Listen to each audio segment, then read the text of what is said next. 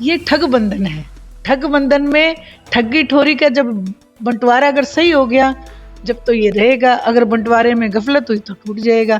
ये गठबंधन कभी नहीं था, ये ठगबंधन है और ठगबंधन ही इनका चलेगा। मैडम, लोग ये कहते थे जब इनेलो पार्टी की सरकार थी कि तेजा खेड़ा पे जो फॉर्म फार्म था वहाँ पे जाके एमएलए को पीटा जाता था, इसमें क्या सच रह गया है? कि उनकी फोटो लगा के और उनकी फोटो के सामने जो इतना बड़ा झूठ बोला कि हम बीजेपी को जमुना पार छोड़ के आएंगे और वहीं जाके उनके कदमों में जो बैठने का काम किया। तो वहीं बात की जाए चौधरी वीरेंद्र सिंह जो कि पूर्व केंद्रीय मंत्री हैं, उनका भी ये बयान आता है कि गठबंधन की जरूरत नहीं है क्योंकि अब जो है पार्टी पूरी मजबूत है बीजेपी। और दूसरी बात की बात की जाए तो जो डिप्टी सीएम है दुष्यंत चौटाला, उनका यह कहना है कि हम साथ लड़ेंगे, यानी कि बीजेपी के साथ तैरने में जुटे हैं क्या? देखिए, वीरेंद्र सिंह जी मेरे लिए आदरणीय हैं और बहुत कदावर नेता हैं, मैं उनका सम्मान करती हूँ और भारतीय जनता पार्टी में भी वो अपना कद रखते हैं। किसी ना किसी सोर्स के तहत ही उन्होंने ये बात कही होगी, वो बेहतर इस बात का जवाब दे पाएंगे। लेकिन मैं तो इस बात के लिए उनका सम्मान करती हूँ कि उन्होंने अपने एक बयान में बड़े खुले लफ्जों में एक बात कही थी कि यदि राज किसी को चलाना आता है तो वो आदरणीय ओम प्रकाश जी चौटाला है। तो विपक्ष में होके भी आदरणीय चौधरी ओम प्रकाश जी चौटाला का लोहा मानना इस बात को दर्शाता है कि इंडियन नेशनल लोकदल बहुत मजबूत है। तो आपको क्या लगता है गठबंधन टूटेगा या फिर रहेगा? इसके बारे में थोड़ा। ये ठग बंधन है। ठग बंधन में ठगी ठोरी का जब बंटवारा अगर सही हो गया जब तो ये रहेगा, अगर बंटवारे में गफलत हुई तो टूट जाएगा। ये गठबंधन कभी नहीं था, ये ठगबंधन है और ठगबंधन ही इनका चलेगा। चौधरी वीरेंद्र सिंह भूपेंद्र सिंह हुड्डा से मिलने चंडीगढ़ दिल्ली पहुंचे थे, इसके बारे में क्या कहेंगे? देखिए, वो उनके निजी मामले हैं और उनके बारे में वही बेहतर बता पाएंगे।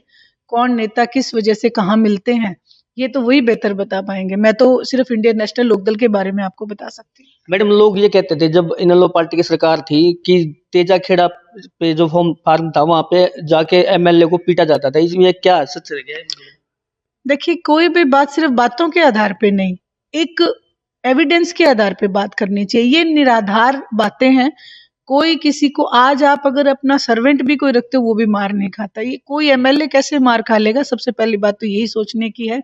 और तेजा खेड़ा फार्म को बदनाम करने की साजिश कांग्रेस पार्टी ने शुरू की थी और आज वो खुद उस कगार पे पहुंच चुके हैं कि आज उनका जितना भी वोट बैंक है वो खिसक चुका है और इंडियन नेशनल लोकदल से जुड़ चुका है। तो आप लोकसभा चुनाव की बात करें या फिर विधानसभा चुनाव की बात, बहुत नजदीक है लोकसभा की, अभी कुछ दिन में जो है तारीख बता दी जाएगी। और वहीं बात की जाए तो जो इनेलो पार्टी है किसी के साथ गठबंधन करेगी या फिर एकली चुनाव लड़ेगी? देखिए, बहुत ही कई बार ये पत्रकार सवाल करते हैं और हमेशा अभय सिंह जी चौटाला और आदरणीय ओम प्रकाश जी चौटाला एक ही बात, इस बात का यही जवाब देते हैं कि जो आदरणीय चौधरी देवीलाल जी की नीतियों में विश्वास रखे वो हमारे साथ आ सकता है। लेकिन हम आदरणीय चौधरी देवीलाल जी की नीतियों के साथ अगर कोई उसमें छेड़छाड़ करे तो हम ऐसा समझौता कभी नहीं करेंगे, अकेले चुनाव लड़ना पसंद करेंगे। लोगों ने चौधरी देवीलाल की फोटो दुष्यंत चौटाला में देख के वोट दिया है कि अब की बात जो चौधरी देवीलाल है और दुष्यंत चौटाला की बात करें उसका पोते की, तो वो अब की बार कितना सिक्का चल पाएगा? देखिए, आदरणीय चौधरी देवीलाल जी एक ऐसे व्यक्तित्व रहे हैं जिनकी सच्चाई की कसम लोग हुक्के पे खाते हैं। आज हरियाणा प्रदेश के जनता इस बात के लिए नाराज है कि उनकी फोटो लगा के और उनकी फोटो के सामने जो इतना बड़ा झूठ बोला कि हम बीजेपी को जमुना पार छोड़ के आएंगे और वहीं जाके उनके कदमों में जो बैठने का काम किया। इसलिए लोगों ने आज बड़े कहा है कि हम आदरणीय चौधरी देवीलाल जी का अपमान कतई बर्दाश्त नहीं कर सकते। हम वोट की चोट से सबक देंगे जेजेपी पार्टी को। आप पार्टी को मजबूती की बात करें लेकिन जो यात्रा है वो ठंडी पड़ चुकी है आपकी। मैडम, यात्रा ठंडी कैसे पड़? यात्रा हमने 4000 किलोमीटर पैदल यात्रा पूरी की है और उसके बाद जो हमारी रथ यात्रा थी वो भी लगभग जोनों में गई है। अभी जब लोकसभा के चुनाव आने वाले हैं तो लोकसभा के ऊपर फोकस ज्यादा है और क्योंकि अभी मेरे ख्याल एंड ऑफ फरवरी आचार संहिता लग जाएगी, इसलिए ये जरूरी है कि हम लोकसभा की सीटों पे ध्यान दें।